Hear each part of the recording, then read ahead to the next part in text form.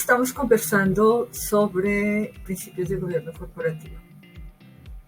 ¿Cuáles son esos principios? Se preguntarán ustedes.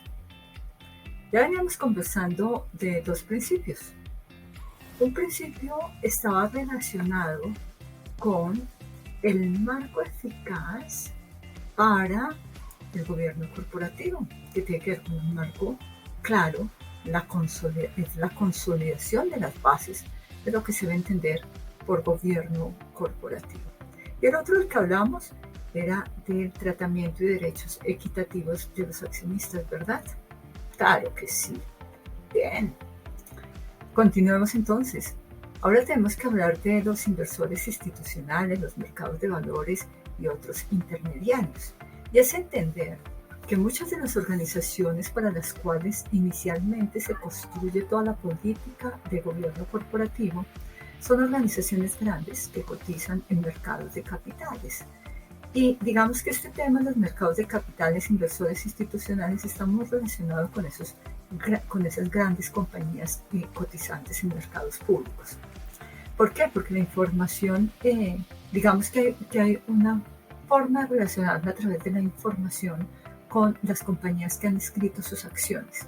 Y se necesita la mayor transparencia en la información que se publica, y esa transparencia implica términos de revelación, de contar qué es lo que pasa con la organización y que la información que allí se transe, que allí se comparte en las bolsas y para los inversionistas en general, sea información fiable, información confiable, información que definitivamente está aportando al inversionista para la toma de sus decisiones.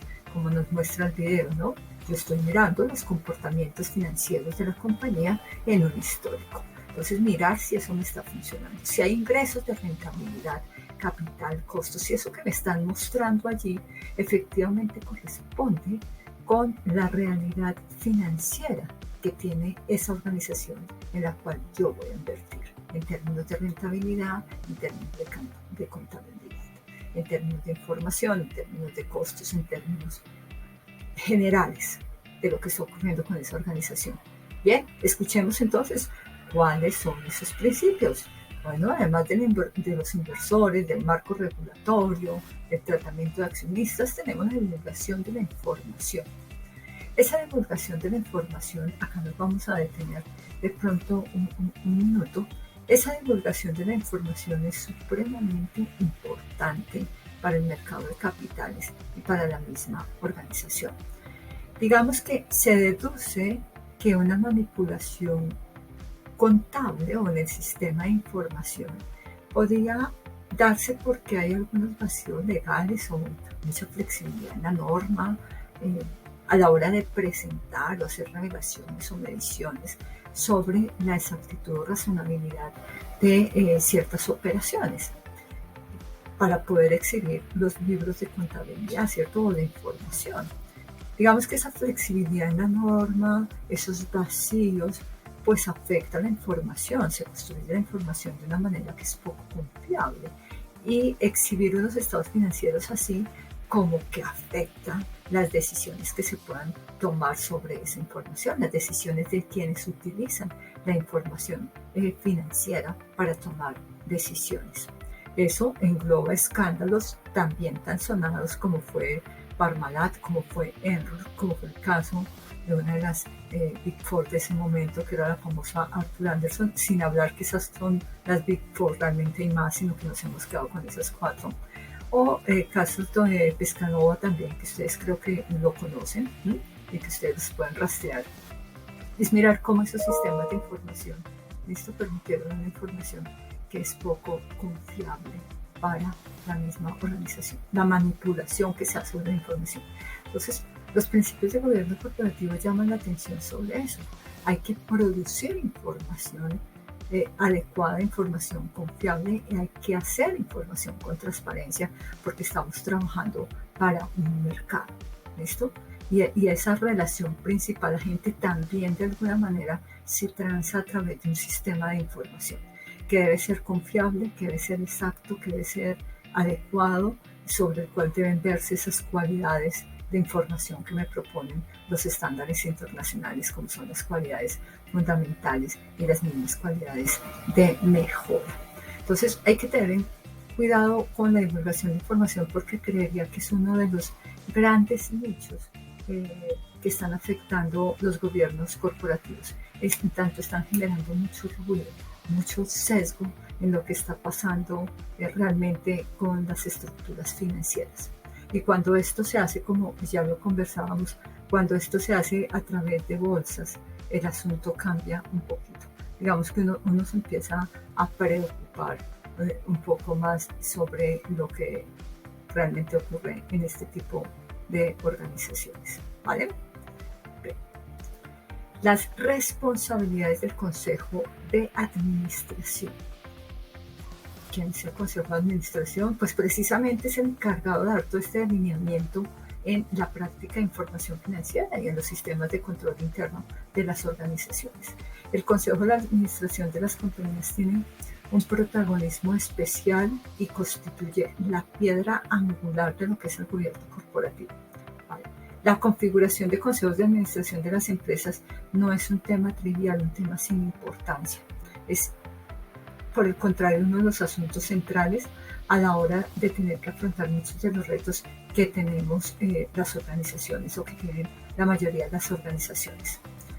Digamos que a veces no hay unas soluciones claras sobre cómo trabajar este asunto del Consejo de Administración, que es la Junta Directiva. En tanto, los procesos de selección de miembros de Junta Directiva, la misma participación de Junta Directiva, a veces quedan en cabeza de un único directivo. Digo a veces, porque a veces las juntas directivas establecen los lineamientos y son claras a la hora de determinar quiénes van a ser los miembros de mi junta directiva o de la junta directiva de la organización y cómo se configuran los diferentes órganos de gobierno.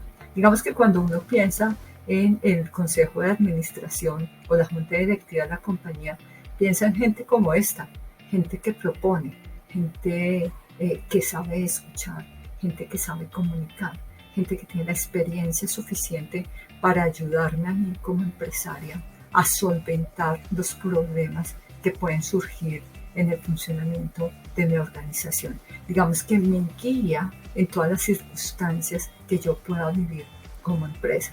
Ser miembro de junta directiva necesita realmente reunir un perfil de experticia, conocimiento y idoneidad que es supremamente importante.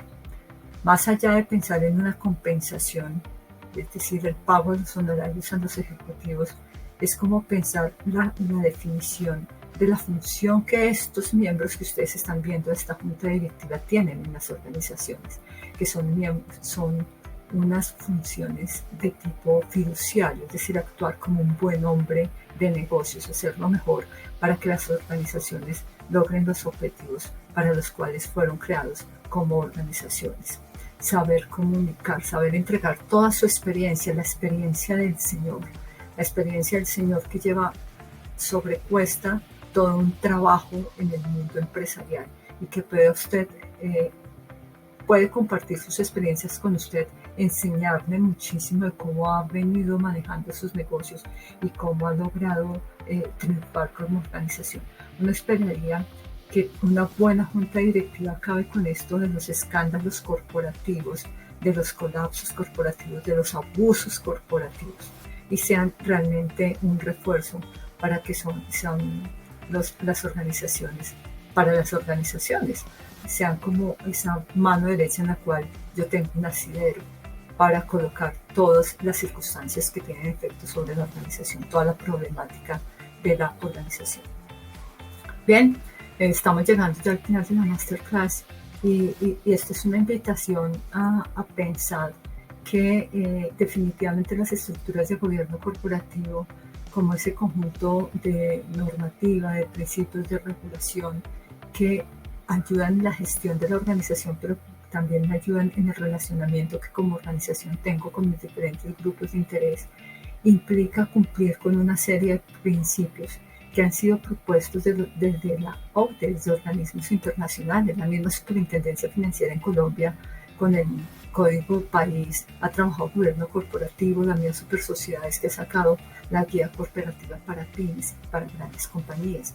Revisen la página web de la Superintendencia de Sociedades, hay unos recursos buenísimos, igual de Superfinanciera, igual de la Cámara de Comercio sobre gobierno corporativo, que les puede servir a ustedes y ayudarles en sus empresas a evaluar cómo están estas estructuras de gobierno corporativo. Nosotros queríamos comprender la estructura de gobierno corporativo y la comprendimos a partir de 6 principios básicos relacionados con la parte legal, relacionados con los accionistas, relacionados con la junta directiva, con el inversionista, con la información de la compañía y cómo la revisión de esto de manera general nos ha permitido hacer la triangulación de cómo afectan cada uno de los principios o cómo se ven dentro de las organizaciones y qué logro permiten esas organizaciones. Nos habíamos planteado una problemática de pensar por qué era importante para un órgano de control como el revisor fiscal el gobierno corporativo, cuál es la relación que hay entre los dos. Para esto los invito a que veamos la Masterclass 3, seguramente, para esto creería que hemos podido entender un poco la estructura de gobierno corporativo. En la Masterclass 1 hablamos del rol del revisor fiscal. En la Masterclass 3 creo que analizaremos mejor esa relación revisor fiscal y gobierno corporativo para poder entender cómo se resuelve la problemática. ¿Listo? No me queda más que invitarlos a revisar más sobre gobierno corporativo, sobre la importancia que este tipo de lineamientos tiene para las organizaciones. Uno puede conseguir ayuda de la Cámara de Comercio en asuntos de gobernanza, es una ayuda efectiva, claro, a veces hay que pagar, pero vale la pena el ejercicio, hacerlo con ellos, crear estructuras sólidas que permitan que usted sea productiva, no únicamente financiera, de forma financiera, sino también socialmente productiva. Y creo que a eso le tenemos que apuntar todas las organizaciones hoy en día. Y en general, las organizaciones deberíamos plantear ese tipo de asuntos. Hay una frase de Steve Jobs que me gusta y se la quiero compartir a ustedes, y es: las cosas increíbles en el mundo de los negocios nunca las hace una sola persona, sino todo un equipo. Aquí hay 6 integrantes, hay organizaciones en donde hay muchísimo más gente trabajando. Todos trabajamos cada día por hacer las cosas mejor en una organización, porque sabemos que esas organizaciones van a contribuir con una sociedad, con un país como el nuestro. Y si hacer las cosas bien implica que nuestras estructuras de gobernanza sean adecuadas, creo que debemos tomarnos el momento para pensarlo y hacerlo. Entonces los invito a hacer esa reflexión.